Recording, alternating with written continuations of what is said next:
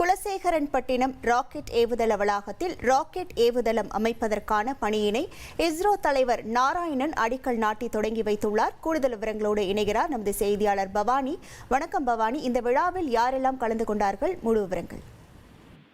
கண்டிப்பாக, அதாவது திருச்செந்தூர் அருகே இருக்கக்கூடிய குலசேகரப்பட்டினம் ராக்கெட் ஏவுதளத்தில் ராக்கெட் ஏவுதளம் அடிக்கல் நாட்டு விழாவானது இன்று இஸ்ரோ தலைவர் நாராயணன் அதற்கு அடிக்கல் நாட்டி பிறப்பித்திருக்கிறார்.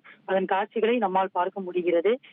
அதாவது குலசேகரப்பட்டினம் ராக்கெட் ஏவுதளம் அமைப்பதற்காக 2233 ஏக்கர் நிலம் கையகப்படுத்தப்படும் பணிகள் நிறைவடைந்து கடந்த வருடம் பிப்ரவரி மாதம் தமிழ்நாட்டுக்கு வந்த இந்திய பிரதமர் நரேந்திர மோடி இத்திட்டத்துக்கான அடிக்கல்லை நாட்டினார். இதற்கிடையில கடந்த 6 மாத காலமாக ராக்கெட் ஏவுதளம் அமைக்க உள்ள இடத்தில் உள்கட்டமைப்பு பணிகள் தீவிரமாகவே நடந்து வந்தது.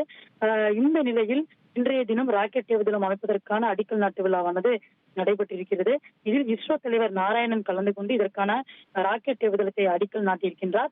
அவருடன் இஸ்ரோ விஞ்ஞானிகள், தூத்துக்குடி மாவட்ட ஆட்சியர் இளம்பகவத், மாவட்ட காவல் கண்காணிப்பாளர் ஆல்பர்ட் ஜான் உள்பட அதிகாரிகள் கலந்து கொண்டனர். தொடர்ந்து இஸ்ரோ தலைவர் நாராயணன் செய்தியாளரிடம் கூறியிருக்கும் போது, இந்திய விண்வெளி நாளில் மிக முக்கியமான நாள் என்றும் 33 கட்டுமானங்கள் இங்கு பணிகள் நடைபெற்று வருகின்றது. மிக முக்கியமானது ராக்கெட் லான்ச் செய்யப்படும் இந்த இடம் மற்றும் கட்டுமான பணிகள் இன்று 100 கோடி மதிப்புல தொடங்கப்பட்டிருக்கிறது. அடுத்த ஆண்டு நவம்பர் மாதத்துல இந்த குலசேகரப்பட்டினத்திலிருந்து ராக்கெட் ஏவப்படும். இதற்கான இடம் வழங்கிய தமிழக அரசுக்கும் முதல்வருக்கும் நன்றி அப்படின்னு சொல்லியிருக்கிறாரு.